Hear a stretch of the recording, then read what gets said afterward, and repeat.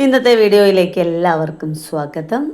അപ്പോൾ പശുപരിപാലനവും കവിതയും പിന്നെ കറവയും ക്ലീനിങ്ങും എന്നൊക്കെയുള്ള വീഡിയോ ഞാൻ 4 മണിക്ക് എണീറ്റിട്ടുള്ള നമ്മുടെ ജോലികൾ കാണിക്കുകയാണ് ചെയ്തത്. അപ്പോൾ ഒരു വീഡിയോയിൽ അത് ഉൾപ്പെടുത്താൻ പറ്റില്ലല്ലോ. അപ്പോൾ ആദ്യത്തെ വീഡിയോയിൽ നമ്മളതൊരു പശുപരിപാലനവും കവിതയും എന്ന ഒരു ഭാഗമായിട്ടാണ് ആ വീഡിയോ കാണിച്ചത്.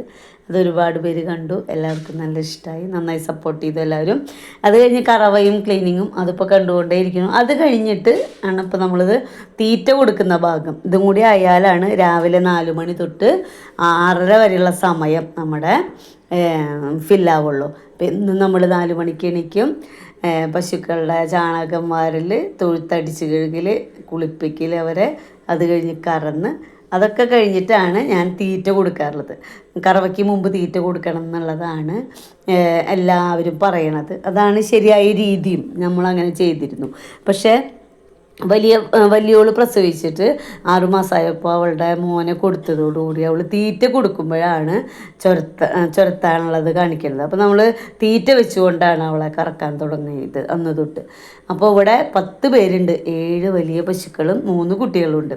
ആർക്കെങ്കിലും മുമ്പൊന്ന് തീറ്റ കൊടുത്താൽ അപ്പോൾ അവർ തമ്മിൽ ഭയങ്കര വഴക്കാണ്. ഇവിടെ നമ്മൾ 2 സൈഡ് കയറിട്ടിട്ട് പശുക്കളെ കെട്ടാറില്ല, 1 സൈഡ് മാത്രമേ കെട്ടാറുള്ളൂ. ഞാൻ പല വീഡിയോകളിൽ പല ഫാമുകളിലും കണ്ടിട്ടുണ്ട് 2 സൈഡും ഇങ്ങനെ കെട്ടി വലിച്ച് പശുക്കൾ നിൽക്കുമ്പോൾ അവർക്കൊന്ന് തിരിഞ്ഞ് നോക്കാൻ പോലും പറ്റാത്ത അവസ്ഥയിൽ കെട്ടിയിട്ടേക്കണത്.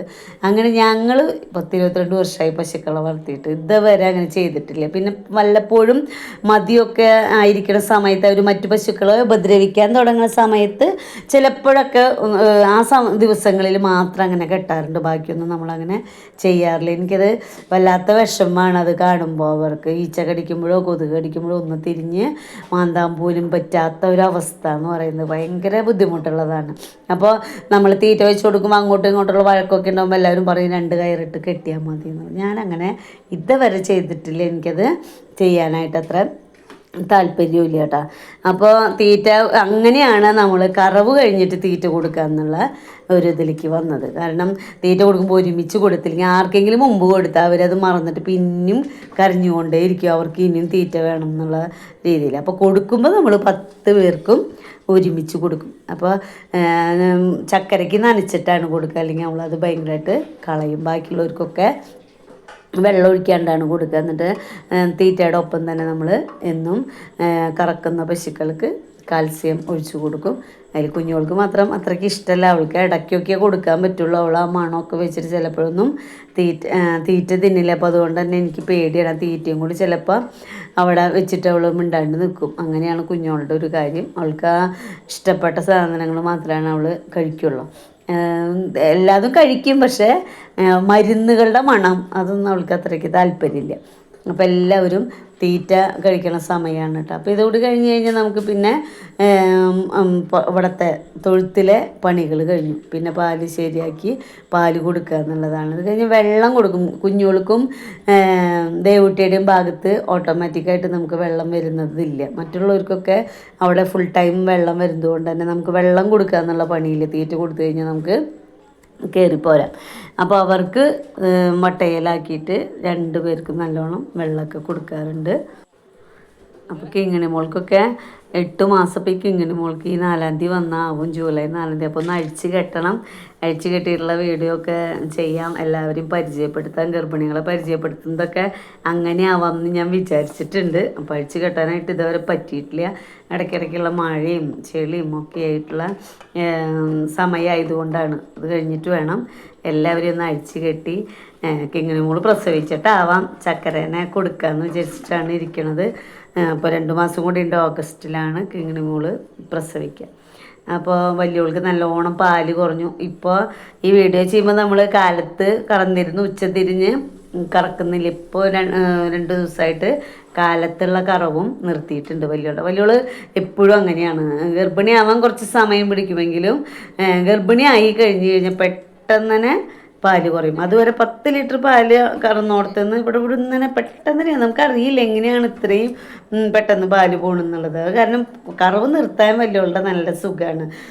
അതൊരു ഭാഗ്യമായിട്ടാണ് ഞാൻ വിചാരിക്കുന്നത്. കാരണം ഇവിടെ ദേവുട്ടിക്കൊക്കെ ഗർഭിണിയായിരിക്കുമ്പോൾ കറവ് നിർത്താനായിട്ട് ഒരുപാട് ബുദ്ധിമുട്ടാണ്. നമുക്ക് തീറ്റയൊക്കെ കൊടുക്കാണ്ടിരിക്കണം. മറ്റുള്ള പശുക്കൾക്കൊക്കെ തീറ്റ കൊടുക്കുമ്പോൾ കറവ് നിർത്താൻ വേണ്ടിയിട്ട് അവർക്ക് പാല് അല്ല തീറ്റ കൊടുക്കാണ്ടിരിക്കുക എന്നുള്ളത് നമ്മളെ സംബന്ധിച്ച് ഭയങ്കര ബുദ്ധിമുട്ടുള്ള കാര്യം. ഗർഭിണികളുമാണ്, എന്നിട്ട് തീറ്റയും കൊടുക്കാതിരിക്കണ്ടേ എന്നുള്ളത്. വൈക്കോല് മാത്രം കൊടുത്താൽ മാത്രമേ ദേവുട്ടിയിലൊക്കെ കറവ് നിർത്താൻ പറ്റുള്ളൂ. വലിയോൾ ആ സമയത്ത് പെട്ടെന്ന് തന്നെ തീറ്റ അല്ല പാല് കുറയ്ക്കും. അതന്നെ ഒരു വലിയ സന്തോഷമായിട്ടുള്ള കാര്യമാണ്. അപ്പോൾ ഇനി പാലില്ല, ഇപ്പോൾ വലിയോളെ കറക്കണില്ല, കിങ്ങിണിമോളെ കറക്കണില്ല.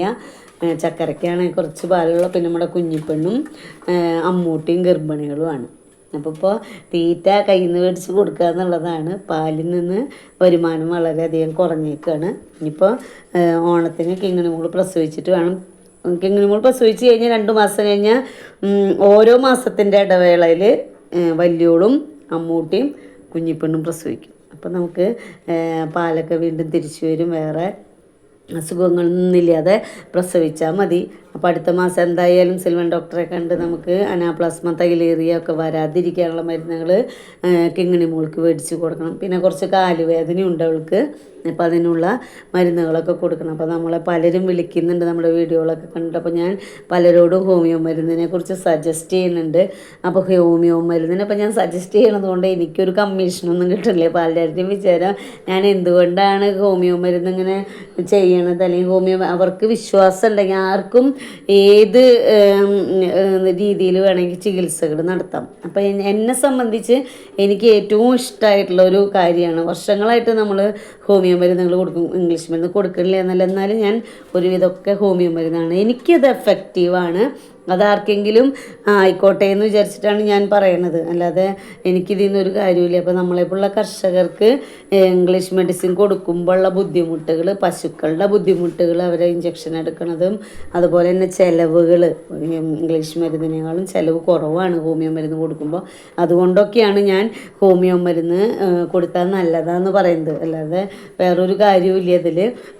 പിന്നെ ഇപ്പോൾ അതേ പാലൊക്കെ ചേട്ടൻ കറന്ന് മിക്സ് ചെയ്യാണ്. അപ്പോൾ എല്ലാവരും പാല് ഒരു പാത്രത്തിലേക്ക് അളന്നിട്ട് ഇങ്ങനെ മിക്സ് ചെയ്തിട്ടാണ് നമ്മൾ വീടുകളിൽ വരുന്നവർക്ക് ഒരു പാത്രത്തിലാക്കി വയ്ക്കും. സൊസൈറ്റിയിലേക്കുള്ള ഓട്ടോറിക്ഷ വരുമ്പോൾ നമ്മൾ അതിലേക്കുള്ള പാല് വേറെ ആയിട്ട് അളന്ന് വയ്ക്കും.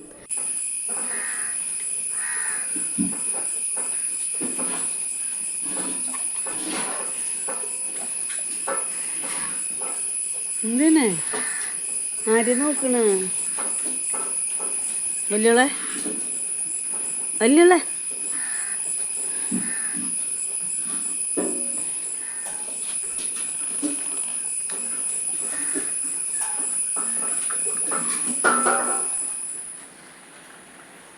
ഇപ്പം കുളിയൊക്കെ കഴിഞ്ഞ് പശുക്കളൊക്കെ വൃത്തിയായി, കറവ് കഴിഞ്ഞ് ഭക്ഷണം കഴിക്കൽ കഴിഞ്ഞ് കഴിഞ്ഞാൽ പരസ്പരം നക്കലാണ് പണിയിട്ടാ. ഭയങ്കര ഇഷ്ടമാണ് അവർക്ക് പരസ്പരം നക്കി കൊടുക്കാനായിട്ട്. അത് രണ്ടുപേര് ചേർന്ന് ഇങ്ങനെ നക്കിക്കൊണ്ടേയിരിക്കും. നല്ല രസമാണ് അത് കണ്ടിരിക്കാൻ തന്നെ. അത് ചിലപ്പോൾ ഒരു കുത്തൊക്കെ കൊടുക്കുന്നത് കാണാം. ഒരു പക്ഷേ മാന്തി തരാൻ നക്കി തരാൻ പറയണതായിരിക്കാം അവരുടെ ഭാഷയിൽ ഞാൻ വിചാരിക്കാറുണ്ട്. അപ്പോൾ അങ്ങനെ പരസ്പരം നക്കിയൊക്കെ കൊടുത്ത് നല്ല സന്തോഷമായിട്ട് ഇരിക്കുന്നത് കാണുമ്പോൾ തന്നെ പശുക്കൾ അങ്ങനെ നിൽക്കുന്നത് കാണാൻ തന്നെ ഇഷ്ടമാണല്ലോ നമുക്ക്. അവരുടെ വയറ് നിറഞ്ഞ് കഴിയുമ്പോൾ ആണ് അവർക്ക് അതിനൊക്കെ തോന്നണത്. വിശന്ന് കഴിഞ്ഞാൽ ആർക്കായാലും അങ്ങനെ അത്ര വലിയ ഇഷ്ടമൊന്നും ഉണ്ടാവില്ലല്ലോ. മൃഗങ്ങളായാലും മനുഷ്യരായാലും ഒക്കെ അല്ലേ. നമുക്ക് എന്തെങ്കിലുമൊക്കെ എൻജോയ്മെൻറ്റ് തോന്നണമെങ്കിൽ നമ്മളെപ്പോഴും ഓക്കെ ആയിരിക്കണം. അപ്പോൾ അതേ ഇപ്പോൾ ഭക്ഷണമൊക്കെ കഴിച്ച് വയറ് നിറഞ്ഞിരിക്കുമ്പോൾ പരസ്പരം നക്കിയൊക്കെ കൊടുത്ത് നല്ല സന്തോഷത്തിൽ ഇരിക്കണം കേട്ടോ. അപ്പോൾ ഒരു 6:30 ആയിട്ടുണ്ട് ഇപ്പോൾ സമയം. അപ്പോൾ 4 മണി തൊട്ടുള്ള നമ്മുടെ പണികളൊക്കെ ഈ സമയത്താണ് കഴിയണത്. 6:30 ആകുമ്പോഴേക്കും തൊഴുത്തിലെ പണികളൊക്കെ അവസാനിക്കും. പാലൊക്കെ റെഡിയാക്കി ആളുകൾ വരുമ്പോഴേക്കും കൊടുക്കാനുള്ളത് ഫ്രണ്ടിൽ കൊണ്ടുവച്ച് സൊസൈറ്റിയിൽ കൊടുക്കാനുള്ളത് ബക്കറ്റിലാക്കി റെഡിയാക്കി ഓട്ടോറിക്ഷ വരുമ്പോഴേക്കും അത് ശരിയാക്കി പശുക്കളുടെ പണികളും കഴിഞ്ഞ് ഈ സമയത്ത് നമ്മൾ ഫ്രീ ആയി. ഇനിയൊരു 9:30-10 മണിയൊക്കെ ആയിട്ട് നമ്മൾ ഇറങ്ങി വരുള്ളൂ. അപ്പോഴേക്കാണ് അവർ എണീറ്റ് അവരുടെ അപ്പോഴത്തെ തീറ്റയൊക്കെ കഴിഞ്ഞ് ഒന്ന് റിലാക്സ് ആവുള്ളൂ. അപ്പോൾ 4 മണി തൊട്ടുള്ള 6:30 വരെയുള്ള വിശേഷങ്ങളാണ് നമ്മൾ 3 വീഡിയോയിലായിട്ട് കാണിച്ചത്. അപ്പോൾ അടുത്ത വിശേഷങ്ങളുമായി അടുത്ത വീഡിയോയിൽ കാണും വരെ ബായ്.